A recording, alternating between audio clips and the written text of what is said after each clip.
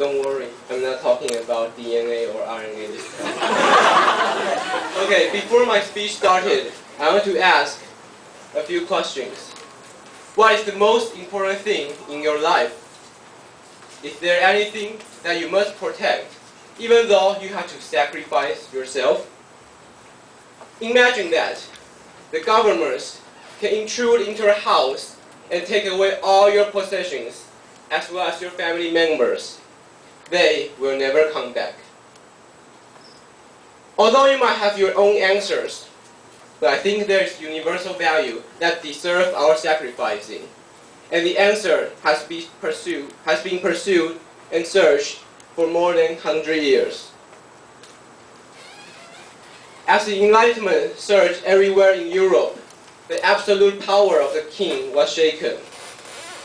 The traditional order was destroyed by the flare of revolution. And the concept of equality, liberty, and brotherhood spread out as Napoleon campaigned around Europe. So, we can say that they are fighting for democracy. The original meaning of democracy is ruling a country by general people. At the time when political and economic power was controlled by few people, democracy became a symbol of ethical. They believed that they can discipline themselves as long as they have their ration. And two philosophers support the idea. One is Rousseau. Rousseau illustrated democracy as general will. He thought that everything in your life should be formulated before discussion and based on general people's will. And the other one is Marx. Marx thinks that people live as a group instead of individuals.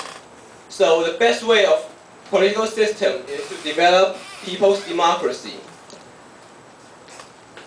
So now you can understand why some not democratic countries, such as Democratic People's Republic of Korea, have democratic people or democracy in their country's name. That is because the original meaning has changed throughout the history, the word democracy. So you might ask, when did the meaning of democracy has changed? So to answer this, another story has to be told. The Enlightenment.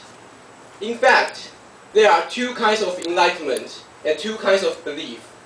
And the political system that we use today is from Scottish Enlightenment.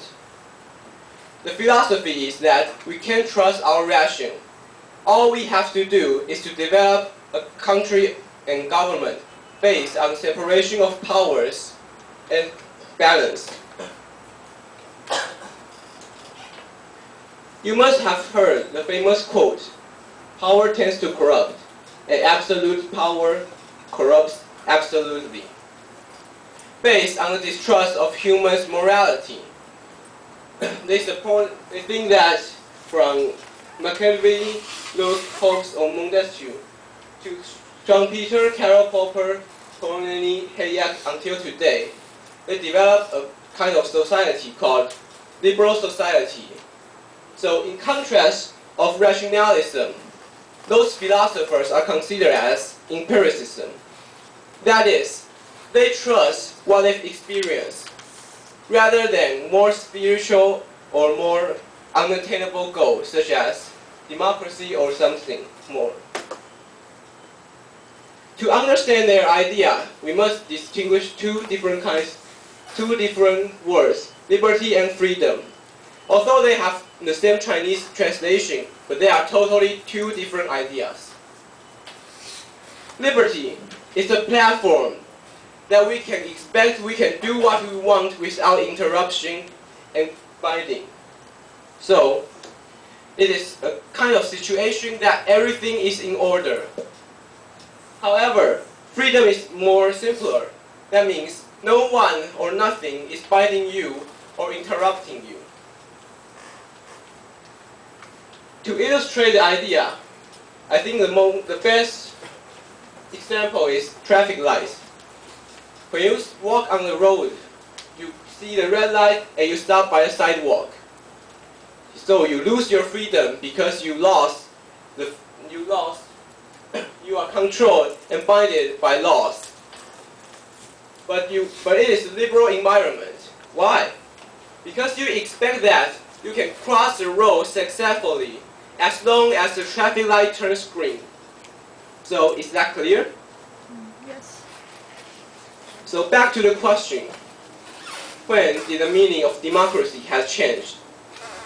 The answer is during Cold War.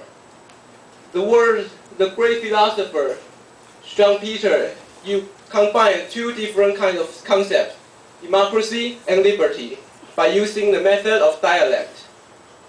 So since then, the word democracy became the shorter form of liberal democracy or representative democracy or constitutional democracy.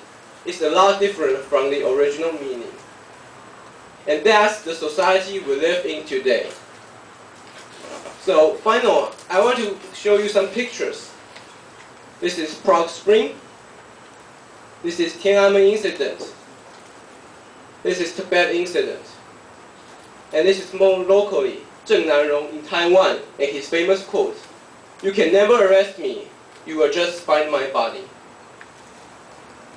So a few more questions I want to ask. Who are they fighting against? What are they struggling for? Or more directly, were they insane?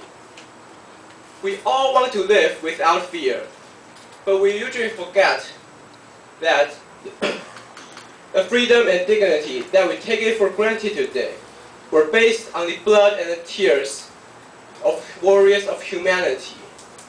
So I want to say that, be thankful and be respectful. And that's the universal value we deserve our sacrificing. And that's the universal value that is the bottom line of never giving up. Thank you, everyone.